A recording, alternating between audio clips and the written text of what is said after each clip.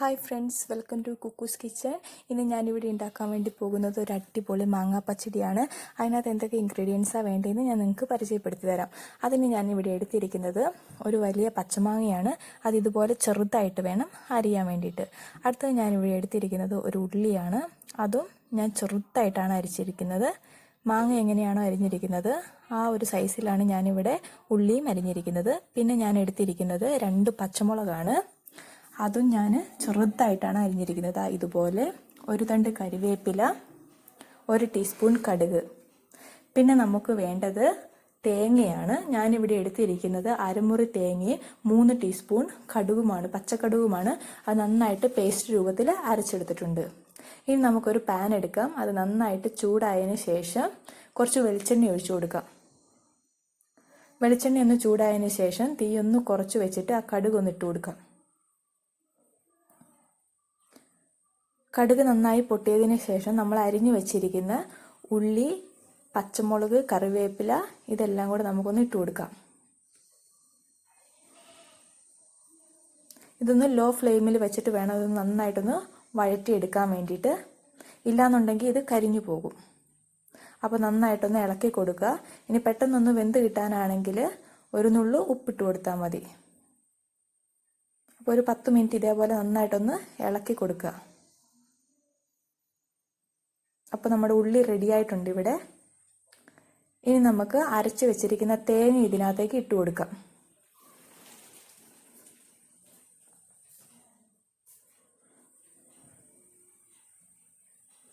ഇനി ഇത് നന്നായിട്ടൊന്ന് ഇളക്കി കൊടുക്കുക.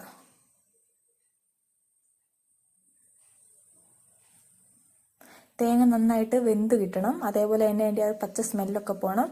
ഒരു 30 മിനിറ്റ് ഇങ്ങനെ ഒന്ന് ഇളക്കി കൊടുക്കുക. അപ്പോൾ ഇത് റെഡി ആയിട്ടുണ്ട്. ഇനി അരിഞ്ഞു വെച്ചിരിക്കുന്ന ഈ മാങ്ങ നമുക്ക് തേങ്ങയിലേക്ക് ഇട്ട് കൊടുക്കാം.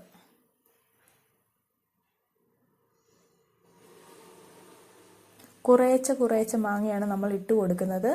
മുഴുവനായിട്ട് ഇട്ട് കൊടുക്കേണ്ട ആവശ്യമില്ല. ഞാനിവിടെ എടുത്തിരിക്കുന്ന മാങ്ങ നല്ല പുളി ആയതുകൊണ്ടാണ് ഇതുപോലെ ചെറുതായിട്ട് അരിഞ്ഞിട്ട് വെള്ളത്തിലിട്ട് വെച്ചത്. ഇനി നിങ്ങൾക്ക് പുളി ഇഷ്ടമാണെന്നുണ്ടെങ്കിൽ ഒന്ന് ചെറുതായിട്ട് അരിഞ്ഞിട്ട് അപ്പം തന്നെ കഴുകി നമ്മുടെ തേങ്ങയിലേക്ക് ആഡ് ചെയ്ത് കൊടുത്താൽ മതി.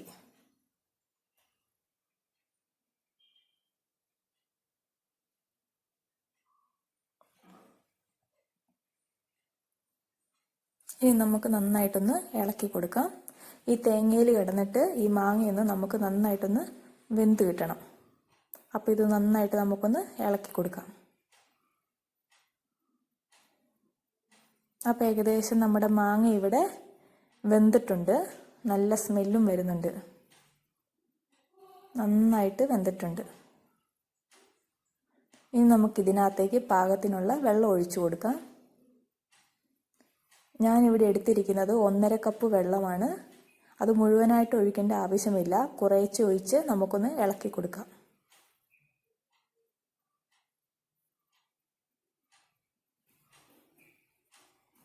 ഇതുപോലെ നന്നായിട്ടൊന്ന് ഇളക്കി കൊടുക്കുക. ഇനി ബാലൻസ് വരുന്ന ആ വെള്ളവും കൂടെ നമുക്കൊന്ന് ഒഴിച്ചു കൊടുക്കാം. നമുക്ക് എത്ര ഗ്രേവിയാണോ വേണ്ടത് അതിനനുസരിച്ച് നമുക്ക് വെള്ളം ഇതിനകത്തേക്ക് ആഡ് ചെയ്ത് കൊടുക്കാം. എന്നിട്ട് ഇത് നന്നായിട്ടൊന്ന് ഇളക്കി കൊടുക്കുക.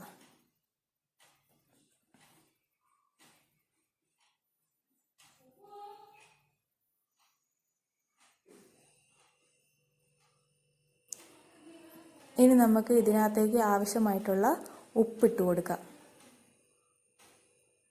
നമുക്ക് എത്രത്തോളം ഉപ്പ് വേണമെന്ന് ഉണ്ടെന്നുണ്ടോ അതിനനുസരിച്ച് നമുക്ക് ഇതിനകത്തേക്ക് കുറേശ്ശെ നമുക്ക് ഉപ്പ് ഇതിനകത്തേക്ക് ഇട്ട് കൊടുക്കാം. ഇനി നന്നായിട്ടൊന്ന് മിക്സ് ചെയ്യുക.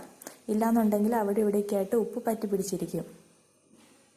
ഇങ്ങനെ ഇളക്കി നന്നായിട്ട് മാങ്ങയൊന്ന് വേവിച്ചെടുക്കുക.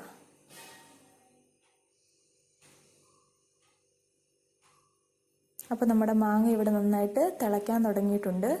അപ്പോൾ നന്നായിട്ട് നമ്മുടെ മാങ്ങ ഇവിടെ വെന്ത് കിട്ടിയിട്ടുണ്ട്. ഇനി നമുക്ക് തീ ഓഫാക്കിയിട്ട് വേറൊരു പാത്രത്തിലേക്ക് സെർവ് ചെയ്യാം. അപ്പോൾ എല്ലാവരും മറക്കാണ്ടൊന്ന് ട്രൈ ചെയ്ത് നോക്കുക. Thanks for watching my video.